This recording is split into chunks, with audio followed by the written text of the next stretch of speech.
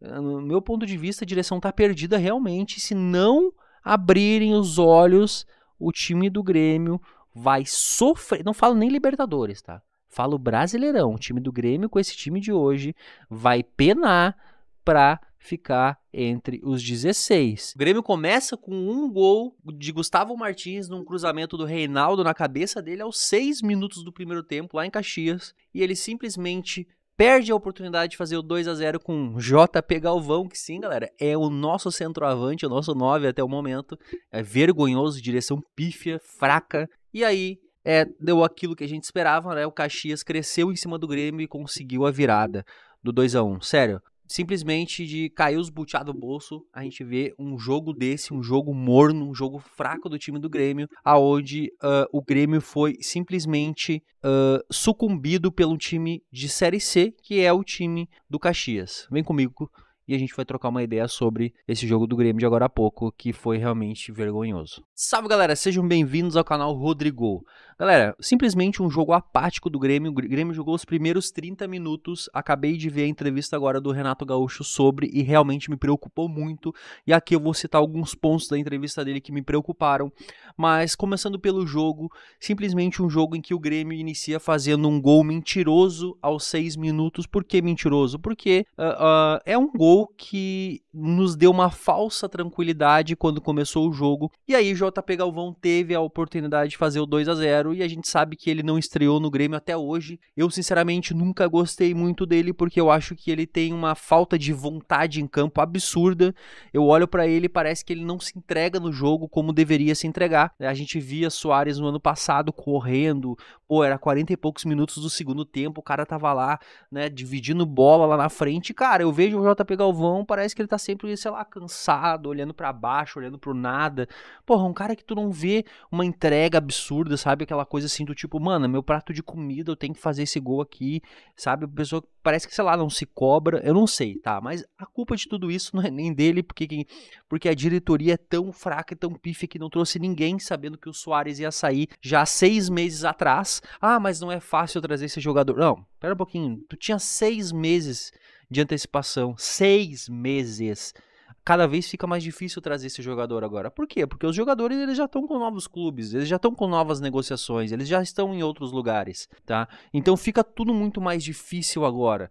Então o Grêmio toma essa virada, uma virada merecida, porque foi um time muito apático. No meu ponto de vista, o Renato, ele tá com pires na mão, simplesmente porque ele não tem as peças. Ele renovou, mas o Renato renovou com alto salário e tudo mais.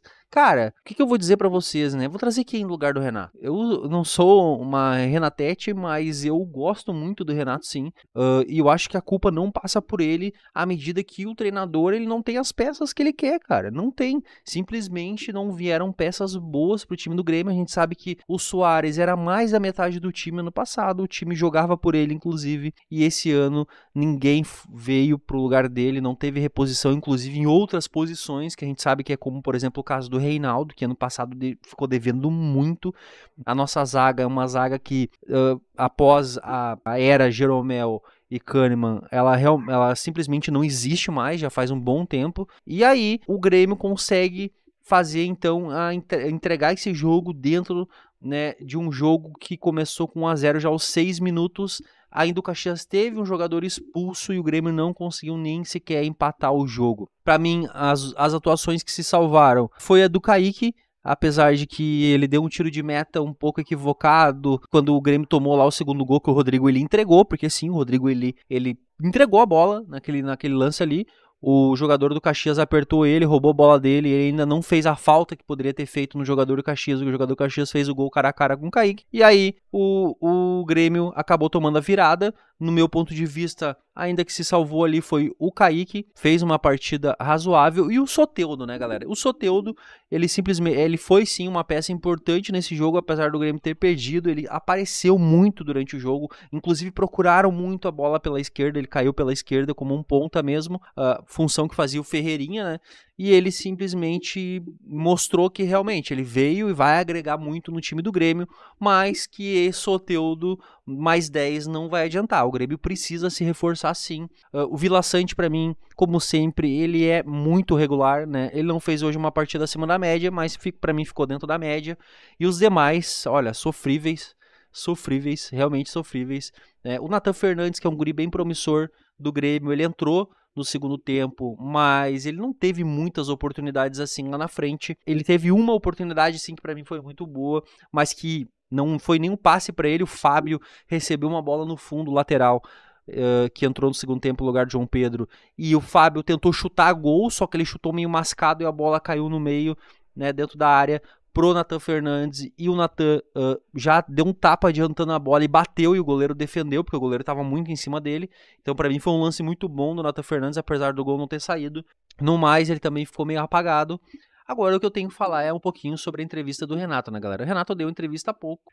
Na entrevista do Renato ficou muito claro que a direção do Grêmio é muito fraca. O próprio Renato deixou escapar que ele passou 4 ou 5 horas no final de semana ligando para empresários e jogadores, para fazer com que empresários e jogadores viessem para o Grêmio. Cara, isso é função do executivo de futebol, isso é função do presidente, não é função do treinador.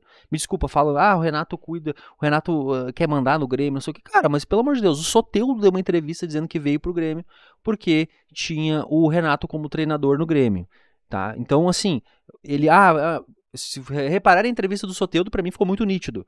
O Renato pesou muito mais a vinda do Soteldo do que o próprio Grêmio em si. Ele disse que ele queria muito trabalhar com o Renato, que ele queria ser treinado pelo Renato.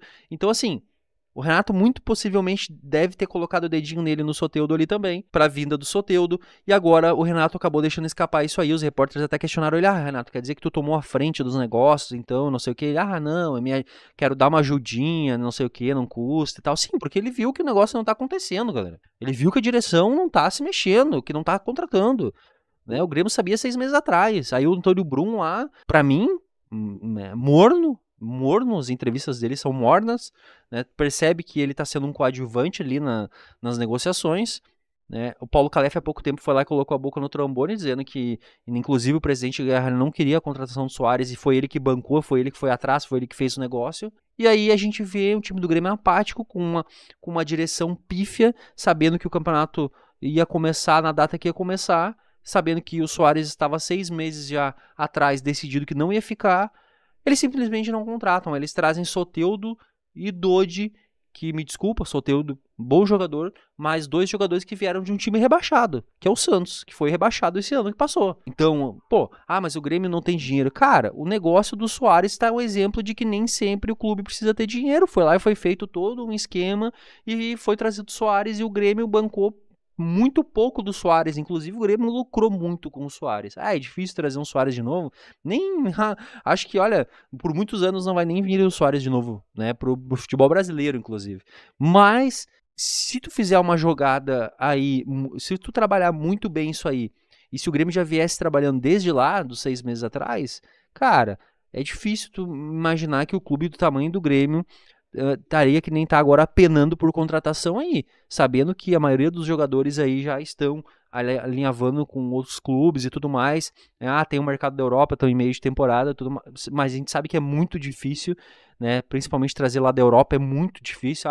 Quem sabe o Grêmio traz aqui, né, do futebol sul-americano. Mas tu vê essa direção, é sofrível.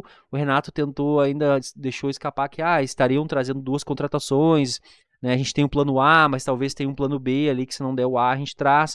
Mas eu senti mais que ele quis amenizar a torcida do Grêmio, dizendo tipo assim, calmem aí, fiquem tranquilos, a torcida que a gente tá trabalhando. Só, cara, não é função do Renato contratar, não é função do Renato. Não é função do Renato. É o que eu sempre digo, tem gente que reclama do Renato Gaúcho, mas aí é sempre história no treinador. Porque o que acontece? O treinador, ele pede, eu sempre dou esse exemplo, né? O Renato Gaúcho, ele pede o Pedro do Flamengo. Aí o Grêmio não tem dinheiro pra trazer o Pedro do Flamengo, mas eu consigo trazer o JP Galvão. Cara, vamos trazer o JP Galvão. Por quê? Porque o Grêmio não contrata, cara. Sabe? O Grêmio não cria essas possibilidades de...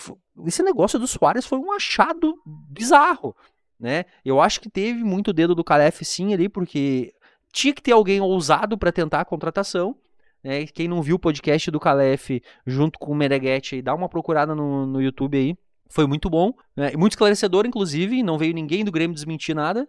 Então, cara, no meu ponto de vista, a direção tá perdida realmente. Se não abrirem os olhos, o time do Grêmio vai sofrer. Não falo nem Libertadores, tá? Falo Brasileirão. O time do Grêmio, com esse time de hoje, vai penar pra ficar entre os 16. É um time fraco.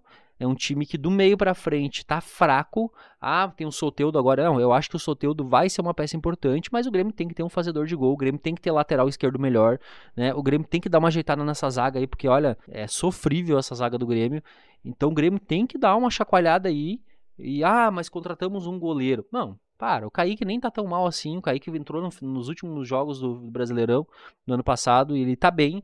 Não é o goleiro o nosso problema, a gente sabe disso. Tá na cara do gol, não tem o que o goleiro fazer. Inclusive o Kaique hoje fez uma defesaça embaixo da trave, né? O cara cabeceou lá no primeiro tempo, o Kaique pulou e conseguiu com a mão tirar a bola bem no cantinho. Então, eu acho que a diretoria tem que acordar realmente para contratação, porque senão esse nosso ano realmente promete ser sofrível. Galera, eu vou fazer vídeo do Grêmio, principalmente, todos os dias praticamente, então já te inscreve aqui no canal, se tu curte, tu quer saber a minha opinião aí diferente sobre o Tricolor, né, sobre o que tá acontecendo aí no futebol, te inscreve aqui no canal, então se puder deixar o likezão pra nós e compartilhar esse vídeo, eu agradeço a todos, fiquem com Deus e até o próximo vídeo do canal Rodrigo. É nóis e eu fui!